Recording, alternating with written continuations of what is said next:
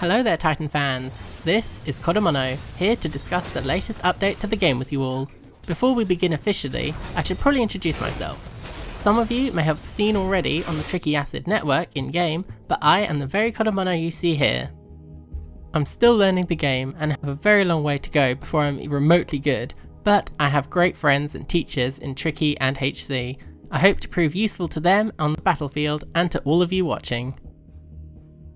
With introductions out of the way, let's move on to the incoming update. First of all is the alterations to Crash Site. This will change roughly 100 instances of getting stuck on various obstacles that were once the bane of almost every pilot's life. New zipline options were also added, as well as more wall running opportunities to greatly improve maneuverability on the map. This should hopefully reduce the initial choke of the map when the match first begins, as well as reduce the stale areas where slide hopping or simply running are the only options to getting around. Next, we have the changes to Titan shields. Both Titan meter and core meters will now be given upon attacking a Titan that has some shields to its name, but the overall gain of these meters is slightly reduced overall to compensate. It will now also be possible to execute a Titan even if it has some shields. This change will certainly be an interesting one, as it takes away a big part of survivability to Titans like Ronin and Scorch, who could really make use of the extra lethal life. This change is likely to compensate for Monarch being able to provide shields before executing.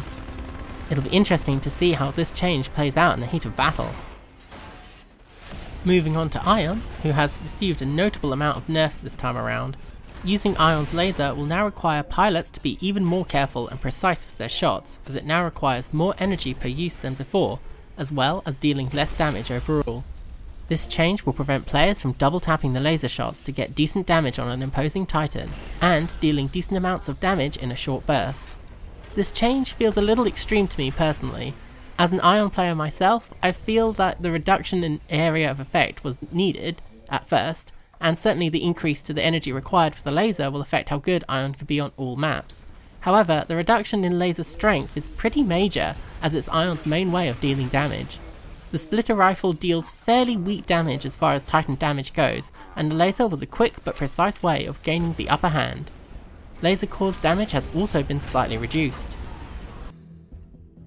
With these alterations to Ion, I feel that pilots will need to change up their strategy on how they approach using the Titan, perhaps by changing their kit to entangled energy to restore that much needed energy, or 0-point tripwire to utilise those mines more efficiently when approaching or fleeing battle against other Titans. The Vortex Shield should also see an increase in use, and perhaps even the refraction lens being more viable in the damage dealing department over the laser. Pilots will be getting a new kit that will increase their Titan meter if they take out a Titan by themselves. This means we could see an increase in the amount of Titans that are roaming around and causing havoc in the match. Changes to the weapons are shown on screen now. To save time reading the whole thing, we'll discuss the key changes that are here instead. The Vault has finally received a buff to its damage at close ranges, making it a more viable weapon of choice than it has been lately. The R-series weapons have also had their long range damage increased, so it looks like sniping with these weapons will get an increase in popularity.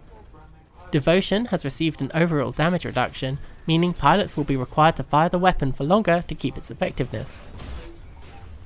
The P216 pistol will now be most viable at mid-range distances, as the close range and long range damage values have reduced effectiveness. However, overall the weapon will be less viable now. The Tactical mod will also be receiving a slight nerf in its regenerative properties to pilot tactical skills. Moving over to the game modes, it will no longer be possible for pilots to abuse phase shift during the Capture the Flag game mode.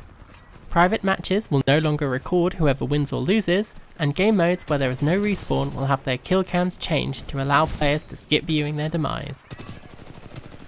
To finish up, there are a few minor bug fixes as well, shown on screen.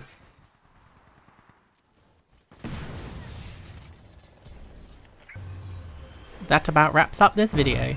What do you make of the upcoming patch? Let us know in the comment section below.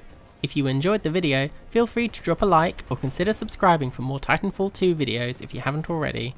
This is Kodomono signing off. Good luck out there, pilots!